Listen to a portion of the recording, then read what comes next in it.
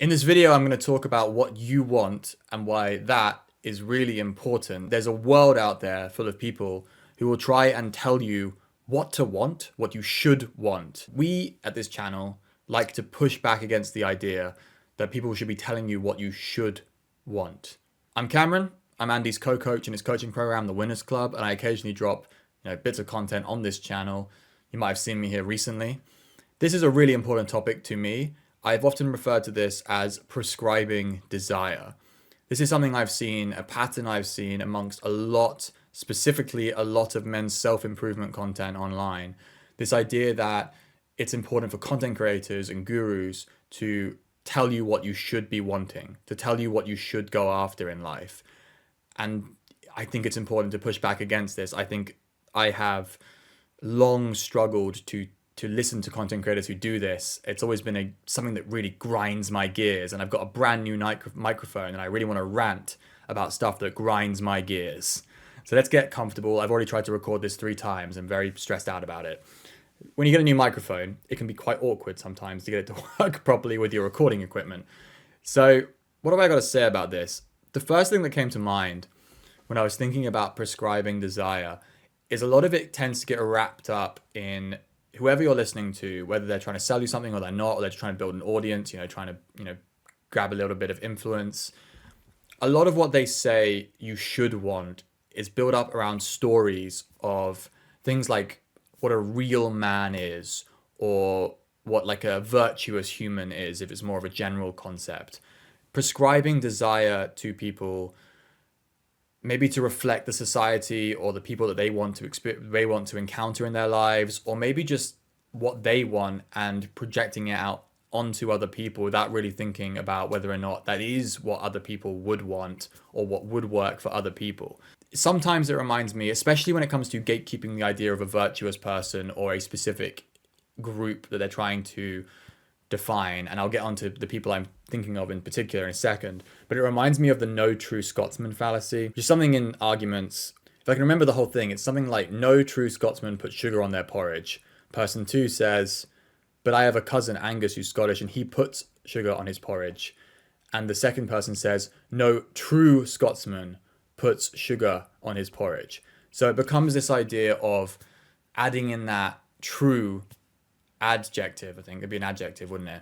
And that would be gatekeeping the idea of what a true person who fits that thing is, even though, as person 2 points out, technically no, there is someone, he knows someone who fits the bill of what a Scotsman is, and they do the thing that the person thinks no true Scotsman would do. It's all a fucking story. Yeah, this story about what defines the term.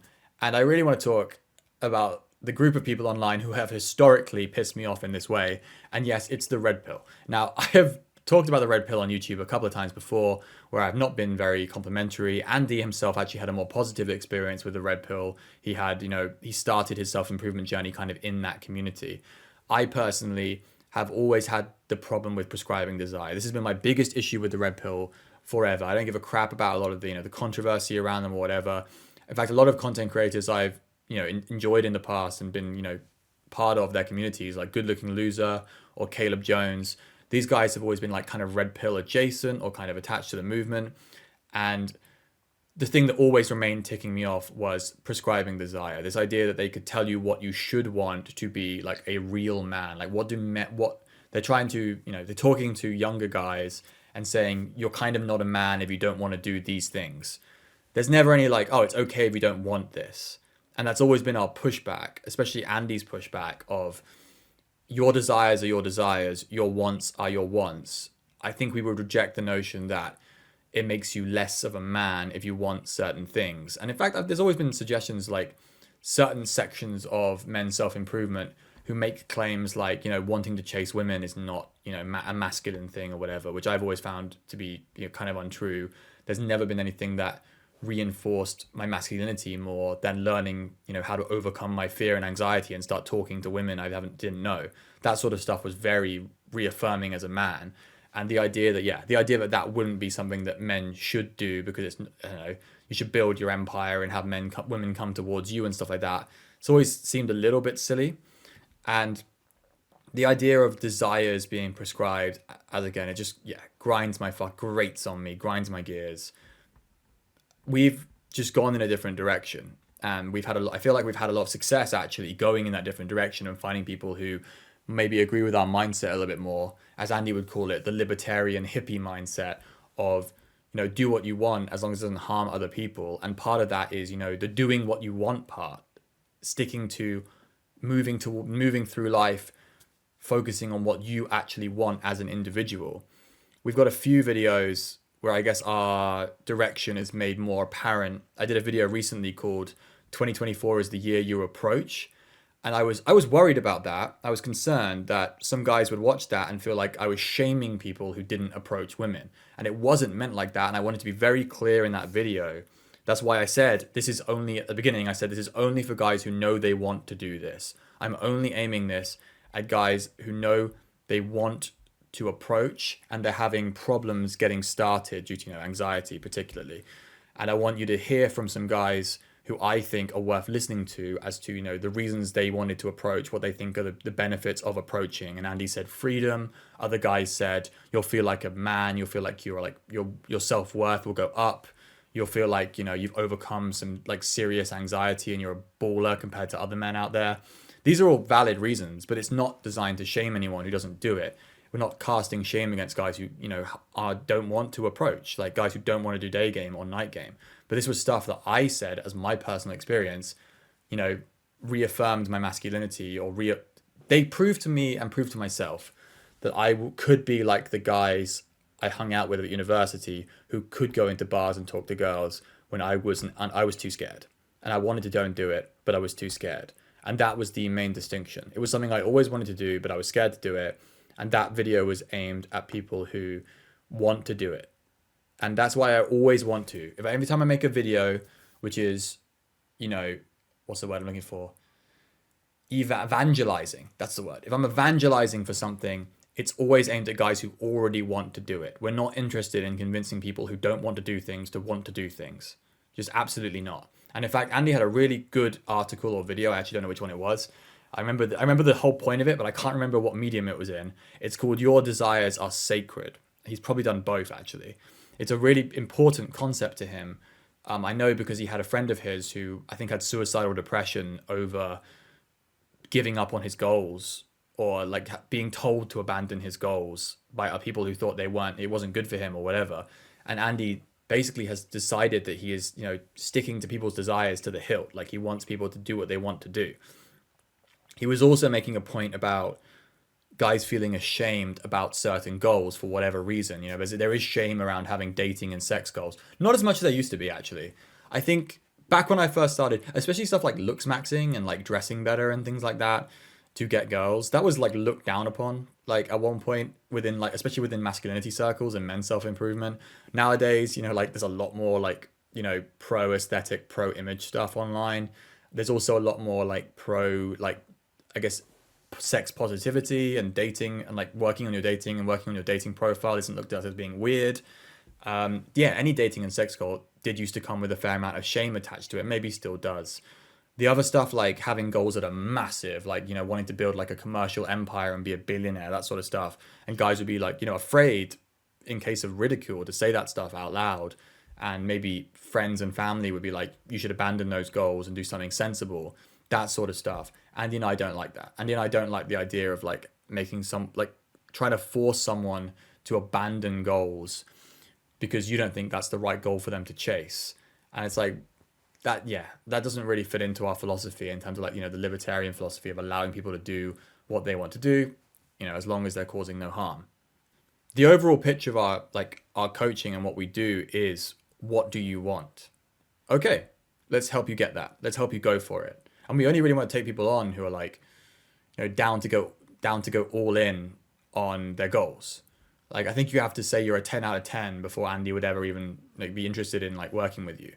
And the other thing we can do, is also figure out what it is that you want. Like if guys are unable to tell us, like if you say in the comments, you're like, I don't know what I want, that's fine. What you can do is write down a list of things that you might want to try and then go out and experience them. And that may give you an idea of what you do want.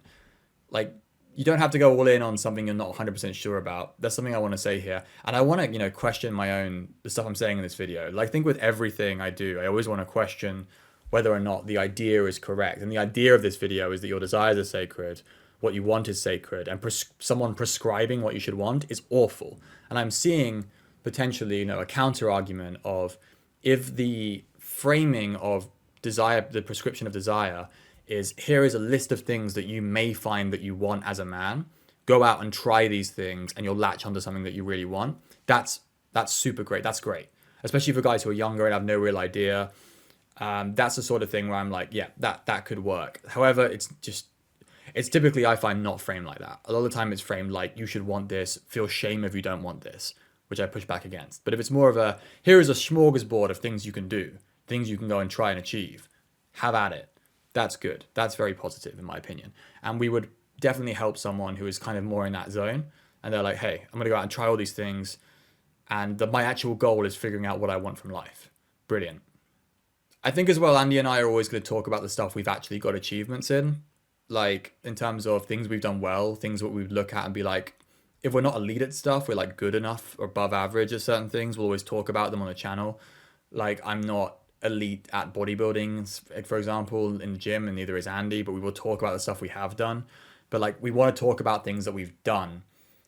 We're not trying to, push those on people. We're just saying, this is the stuff that we've done. There's the areas that we've achieved in. We both achieved a lot within dating in terms of improving ourselves from a bad start to like getting really good with girls, which is what the position a lot of guys are in their like mid-20s, late 30s. They've never been good with girls and they want to try and start what they would say is like starting late and like get good. And they'd see that Andy and I have got, track records of getting good in a later age. That's the sort of thing we want to do, put ourselves out there and saying, we've achieved these things. We're moving into other areas as well, like business and content, specifically both of us, content and business. We're getting better at that, getting better results at that. We'll start talking about it more. And a lot of it is just like, this is how we did things. You are completely free to try another methods that you think are smarter because you think we're big dumb idiots. Probably. And you can do completely different things that have nothing to do with what we're doing and trying different things. In fact, if you come to the comment section and be like, hey, I tried to do this stuff and I'm working on this and I'm having a lot of fun and it's not something you guys have ever tried to do, but I wanted to say, like, I'm having really good fun with this. We see this all the time, actually, guys talking about stuff. Like, we get comments about guys, Andy gets comments about guys who are going out traveling and stuff like that, and he's never really done that. I have, but he hasn't. And he's going to respond to that being like, that's fucking awesome. I love that you're chasing your dreams. You're chasing the horizon like you want to. And that's the attitude we're always going to have, even if guys are doing something that we have no experience of. And the best thing we can do is still give them positive encouragement towards chasing what they want. And that's where we will always, or at least I hope the attitude we will always have. And we don't start trying to prescribe the desires that we think you should have, because they're your desires and they are sacred. And moving forward in life, doing what you want will, in my opinion, make you a lot happier. See, I'm prescribing the desire of moving towards what you want. It gets confusing, this trying to be all moralistic on YouTube. If you don't want to follow what you want, that's also fine. Everything's fine.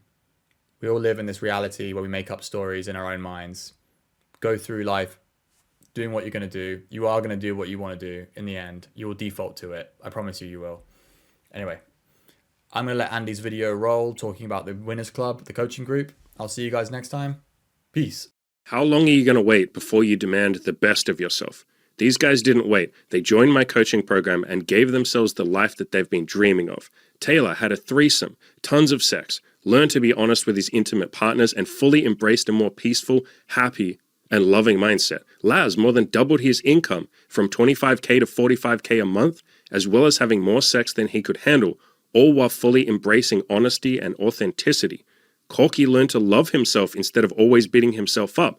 Oh, and he had a threesome, sex with 7 women, and started his own business. Want to do what they've done? Join our coaching program, and I and the other coaches will pour our heart and soul into giving you the life that you've dreamed of.